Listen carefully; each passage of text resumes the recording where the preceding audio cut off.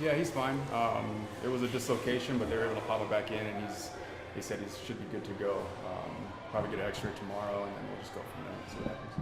Now, my next thing, obviously, it was a game where you guys were struggling to get runners in, but then finally in that 8th inning, you guys found a way to put a 3 spot on the board. Just talk about that 8th inning being able to finally convert and end up getting the 3 spot to end up blowing with. Yeah, we faced that pitcher before. Last year, actually, in the short season, we faced him, and he could be a little erratic. So just let these guys know to be a little bit more patient with this guy. They were able to get the walks and then get the big hit when we needed it. It's come down to execution for us all season, and then late in the game like that, it's been kind of our thing is to come back late in the game and be able to do it this time. Now, Thomas Romney, another solid start for him, only 1 run allowed, 6 innings. Just talk about what he brought to the table out there today. Yeah, he competed well. It's kind of the Dormany, I guess, from last year they were saying, where he can control that curveball and get ahead early. But battle like he always has, and to give us 6 innings like that with a limited bullpen is big for us. I have a couple questions. Yeah. So, as we saw in just a couple innings difference, leave the bases loaded a couple times, and then in the 8th, your players have the approach to be patient, take pitches, make something happen. What does that say about their capability to change approaches in late game and to always be working on to be the best approach that they can have? Early in the game, you want them to be a little bit aggressive and attack the fastball, but late in the game when we need something happening, we want to be a little bit more patient to get on for the next guy.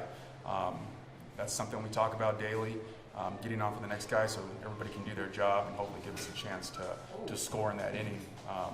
And they've done it all year. We get late in the game and people think it's kind of a fluke or something, but that's just the way that they are. We get late in the game, their approaches get better, they get a little bit more patient so they can get on for the next guy. And I have one more. In the 8th inning, I believe it was Peter Van Gansen at the plate with runners on first and second. 3-2 count, I believe. You still put him down for a sacrifice bunt. Was that a situation where you were looking for him to advance, but you also knew that maybe the pitcher was a little wild and erratic at the time? It was a possibility that maybe he could get on either way, maybe he was in the pitcher's head right there, or was it just solely focused on moving him over via the bump? That was a big question. I'm sorry about that. No, it's all right. That guy was all over the place. In that situation, too, if PD's a great bunter. If he lays it down, it's a sack situation, and PD hasn't been swinging it that great, so I didn't want to take the chance of maybe chopping in a double play or anything like that. So he has great patience. He knows the strike zone better than most guys on our team, so I felt comfortable giving him the bunt sign with the 3-2 count. You may have already told these guys, but do you have an update on Giddens? Yeah, he dislocated the finger, but they were able to pop it back in, and he'll be fine. They're going to get an X-ray probably tomorrow, and then we'll go from there and see what happens. He comes up, you have him come down to talk to him. I assume it was exactly what he did, which is if you get that first pitch fastball, go after it. I just told him to be patient and understand what the situation was. Get's a tremendous hitter that can get that adrenaline going pretty quick, especially when the situation calls for it. So I just wanted to calm him down and let him know what was going on and just let him do his thing. And then one last, just Reyes out of the pen, a guy who nobody really knew anything about him when he came over in the trade. Nice to have that gas back in. Yeah. Especially with the promotions that we had today, actually. So he'll probably be looked at to close more games now.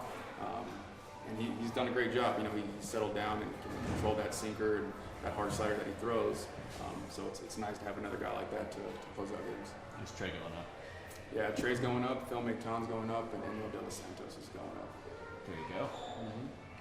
Good things happening, right? Yeah, it's a good day for promotions. Yeah.